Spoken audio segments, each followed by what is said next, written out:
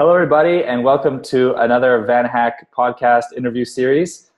Today, I'm really excited to be joined by Carolina Vega, who is the HR director at Door to Door in Berlin. She has a ton of experience about making the move to the Berlin or the European ecosystem, the German tech ecosystem, and will share her experience with us today. So, hi, Carolina, how are you? Hi, Ilya, I'm great. Thank you for having me. I'm very excited to share my experience and then maybe helping some fellow Brazilians to join us in Berlin. Cool, awesome. Well, we have people from all over the world, but definitely a lot of people from Brazil who are excited to relocate, we'll hopefully share a little with them here. So let's get right into it. I guess first thing is let's hear about more about you, your background, your story. Please share this. Sure. So actually, if you want, you can call me Carol. In Brazil, when you have like a long name, usually it's just your mom and they're really angry at you. So please feel free to call me Carol. I was actually born and raised in Brazil, in the south, in a city called Porto Alegre. And I graduated in psychology, but I was actually never such a fan of being a therapist or working in a clinical office. So very early when I started my studies in 2010, I already started working with HR. And then since 2010 up to this year was working heavily focused on recruitment for IT. And then after my graduation, I continue working for the company that I was at, but also doing some freelance and consultancy working. So I graduated in 2000 how long was that? It's 2 years now. Wow. So 2015 was the year I graduated. And for the most part of my recruitment experience, I actually worked for ThoughtWorks. That is a global IT premium consultancy for those who don't know. And there I helped really grow the Porto Alegre office and also help them open 3 new offices in Brazil. So the office in Recife, São Paulo, and then also in Belo Horizonte. And in the middle of last year, 2016, I joined Door to Door in the office in Brazil as a recruiter, but also working there and recruiting here too. And in the beginning of the year, I took a role that we call talent business partner, so more strategic role inside of the HR. And I moved to Berlin 2 months ago to take the role here. So very familiar with some of the struggles and also very happy moments of moving to a new place. Very cool. Well, congratulations on the new move, on the move, and I guess recently the new job. Yeah. So that's really cool. And so how was what do you find the biggest differences then between the market in Brazil and South America and here in Germany? Yeah. So this is one of the things that I have been learning as well, because I had to change my approach a little bit. I think the first thing that comes to my mind is the informal setting we have in Brazil to a more professional approach in recruiting here in Germany. So in Brazil, everyone tends to be more friendly and we can get quite personal very fast. So just sharing your childhood details with someone. And here in Germany, overall, people are more focused on getting the job done, and the recruiters are more interested in just getting to know the candidate professionally. So they want to focus on your career progression, on what you can deliver to the company, and they're less interested in your personal information. So I think this is the main thing that I felt is just this informal versus more formal approach. I also feel that here I think it's Europe, the companies are more aware that the candidate also chooses the company. Many times in Brazil, for more traditional recruitment processes, the company interviews the candidate and that's it. And then here, the companies give the candidate much more opportunity to get to know the company. So it's really a partnership. It's a two-way interview. It's not like I'm just exploring you and getting to know you, and then I tell you nothing about the company. So I feel that it's a much more partnership than it is in Brazil. And I think the third thing, and it's something that I am building because I am not like this, I was not born a detailed-oriented person. So here, really, grammar mistakes are completely not allowed. sloppy emails not allowed as well. So I feel that I need to step up as well, and my candidates here are very different from my candidates in Brazil. So you need to focus on the details and everything related to the communication written, and the conversations with the recruiters need to be much more perfect, let's call it like that. Very cool. Yeah, that's true. I think especially for the third point, it makes a really big difference when the email interaction the candidate has, or the speaking during the interview is grammatically correct. I feel like this is a big reason why many VanHackers don't get hired, and it's something that we're of course working to improve with our VanHack Premium course. But something everyone should watch out for and careful. Exactly. In Brazil, I used to care a little bit less about these things, and then when I joined here, my manager, she always pushes me for written better English. And there are many tools to do that. You can install Grammarly in your computer. You can copy and paste your text on Google to make sure it doesn't say anything. But you need to make sure that your communication is really throughout, and no mistakes, no grammar mistakes, please. Yeah, and it's a great point, because there's really no excuse. If there's all these great tools out there, if you put it on Google or Grammarly, as you said, is a great tool.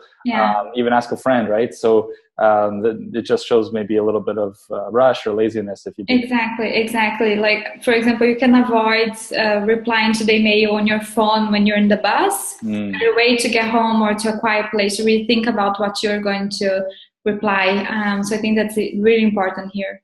Interesting. That's a really great tip. Something maybe silly that people won't think about, but actually makes a huge difference. A nice one. Exactly. Cool. So what are the two kind of things or three things people can do to really prepare for interviews? So let's say, you applied. Actually, before we go there, I just want to quickly highlight the second point you made. I really liked the two-way street.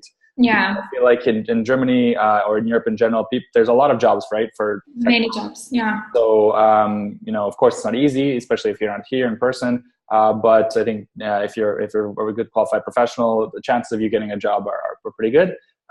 So maybe I'm just quickly curious, what does door-to-door do to maybe attract talent, or if someone has two offers, and kind of how can people expect this through the process? Yeah. So usually our hiring process is it's a standard process, but it's very well thought. So we start with the first interview with the talent team. And to be honest, in the first interview, I'm more concerned in answering the questions the candidate has than anything else. So I'm okay if by the end of the 30 minutes I have with the candidate, he didn't or she didn't say anything about themselves. Because I'm more concerned that they understand what we're doing here and they really buy in to continue the hiring process. So it starts in the very beginning. And our team as well, they're very open. So during the interviews, they're also giving information for free. So even the candidate doesn't ask, they always tell what is going on, and always being very honest about the things that are good and the things that are not so good. So the problems that we are trying to solve as well.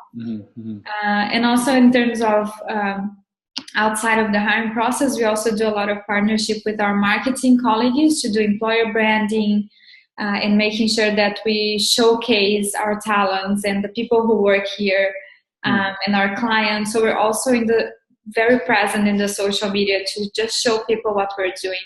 Very cool. Yeah. So as you guys can see, there's a lot of work that companies do as well to attract the best talent. It really is a two-way street. Nice. Okay, cool. So what are some interview things that people can do to prepare for interviews? I love this part because I feel that being a tech recruiter, a lot of developers, they hate recruiters because there are a lot of bad recruiters out there, or maybe more junior ones. So I really like when I can tell also the candidates what they should do, because I think it's important as well that they know our part of the job. So for me, there is no silver bullets, no magic, but there is one thing that it's so obvious, but so many candidates get wrong. You need to know the company you're applying to. So you need to do your research. You need to know who are the founders, what kind of problems this company is trying to solve, what are the products, services, what other roles this company is hiring for. So we really need to understand. And this is not only to show off to the recruiter how much you know about the company, but to actually know if you want to work there. So you don't make a rush decision and just take the first offer that appears. You really need to do your research. Mm-hmm. And I feel that a lot of candidates are still getting it wrong. And sometimes during my call, I had candidates, for example, some candidates that told me, actually, I don't really remember the company because I applied for so many other jobs. It was like, for me, the interview finishes there. So please do your research about the company. So I know that if you're talking to me, you really want to work here. No. So that's the first thing. Anywhere in the world will be the same thing. And then while you're doing this research, I think the second point is just to be aware of the cultural differences. You need to understand what kind of profile the employees that work in this company have, especially the ones who are going to interview you. So for example, if you're in Brazil and your recruiter, I don't know, is from Finland, just do a basic research on the profile of people from Finland. And you can find a lot of good studies on the internet, and very basic ones, nothing like 17 pages, but very basic stuff. So you need to know what is the cultural background of the people who work in this company and of the people who are going to interview you. Because then you can prepare. Maybe if it's a company that's very international, like door to door, we are a little bit informal for a German company. But if you're applying for a more traditional company, especially if they only have offices in Germany, it might be more formal. Then you might want to address your communication with the recruiter by the last name, have a more formal approach. So really know who are the people interviewing you. I think that makes a huge difference. And then the third thing that I would point out is that you need to also know about the city you want to move to. So really do the research about the market, the salary, and what to expect. Because one of the things that I am afraid when I'm interviewing candidates from outside of Europe is that they don't know what is expected. And then I'm afraid that I'm gonna hire them. They don't know how hard it is to move to a new city. They don't know how Berlin works, or they have even no idea the salary ranges. And then the first thing that goes wrong, they're gonna give up and go back home. So you really need to show your recruiter that you are prepared, that you understand the market and just a little bit of how the city works. And then this will make your recruiter feel much more safe in continuing the process with you. Very cool. Yeah, that's a really good tip. I think, especially on the city, a lot of times what we see is VanHackers, they just want to move away from their country or their city. And there's no reason why they want to go to Berlin or Dublin or Amsterdam or Vancouver. It's just, I want to, leave. This is always the big mistake. Exactly. Very common, and so it's really good to make sure you know why you want to go to a specific city. Yes, that's a huge mistake as well. You should know and you should prepare, because I have even some friends who came to Berlin, and because it's in German, you don't know the language, you don't know how things work, and then like after 3 months, they were not expecting, or they didn't know the cost of living here. And then they ran out of money and they had to go back home. So I think even for the candidate itself, they need to know so they can prepare. And then as a consequence, the recruiter will pick it up that you're prepared to come. So for me, it makes a huge difference if I know the person knows what he or she is doing, and then I don't need to be scared about that. Fantastic. Yeah, definitely. If they're confident, if they really are excited, I think that's half the battle. So exactly. Cool. So what is it that you guys are, as recruiters, really, really look for? What are the kind of key points that I feel like, or you feel like are important? Yeah. So what I look for is really a candidate who is prepared to interview with me, who has a really objective way of answering my questions.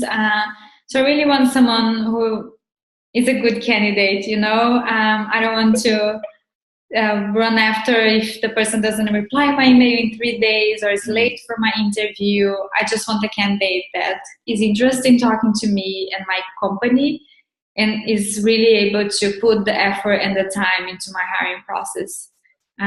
So there is like nothing special, just be a good candidate and I'll be a good recruiter as well. Okay, great. So what are the biggest mistakes that people make? Yeah. So I think one of the biggest mistakes is even before the interview, is just sending your resume if you don't fulfill the requirements for the role. So you should really send your resume to the jobs that you know you can do. And then also like, because if you send your resume everywhere to everyone, you're gonna burn your chances so fast. So really apply for the jobs that you feel you're qualified to. Because I read like from every role I have 200 resumes. I usually move forward with like a third or even less. The rest is just so far off what I requested. And then when the candidate applies again, I'll have that record that he or she applied for a job that had nothing to do, and I'll be, I don't know. So the companies keep track of everything because we have amazing candidate tracking systems. So really apply for the jobs you know you can do. Then the biggest mistake is that not knowing the company you're applying for. The interview ends at the moment you say, actually, I forgot, or I don't really know, or I didn't have the time to look for it. So really the interview ends at this moment. So be aware of that. And one of the biggest mistakes as well that I really don't like in interviews, and I think I say for my team, the HR team and the developers or everyone who's interviewing a candidate, just people who complain about previous jobs. So every company has problems. You will choose what kind of problems you can deal with. That's the thing. And if I see that a person is just complaining about previous jobs, I will think, okay, the first problem I'll have here, instead of helping you solve, the person's going to run away and it's going to say bad things about me to the next interviewer. So really avoid complaining or saying bad things about your previous managers, your previous jobs. You should be professional, right? Yeah. And avoid these things. So these are probably the biggest mistakes. Nice. I especially like that last tip. I've seen a lot of VanHackers say this before during our interview practices, and just having generally a negative attitude. It really brings down your chances of getting hired anywhere, and having good performance on the job. So exactly, and there are some tips on that. So, for example, if your previous manager was really like bad, and it's the reason why you're leaving your job, right? You can't stand your manager, your boss. It's a very common problem. You can just say that there were like values differences between you and your leader. Don't say the name, but just say at the end, I think my style didn't match with what my manager had to offer. So it's a very simple way. The recruiter will understand because it's like kind of like implied that there were some problems there. So just say that there were differences in style, in cultural, or something like that. Keep it simple. Yeah, that kind of subtext, I think. Subtext, exactly. Nice. Awesome, Carol. Well, thank you very much for sharing your experience. I'm sure a lot of people will be very grateful and help them through their processes. And of course, if you're interested in getting a job abroad, you can find the links to all the VanHack jobs that sponsor visas as well below. Please subscribe and like and comment if you really enjoyed this. That would mean a lot to us, and share with your friends. And Carol, one more time, thank you so much for being part of this. Thank you. Cool. Thank you. Bye-bye. Good luck, everyone.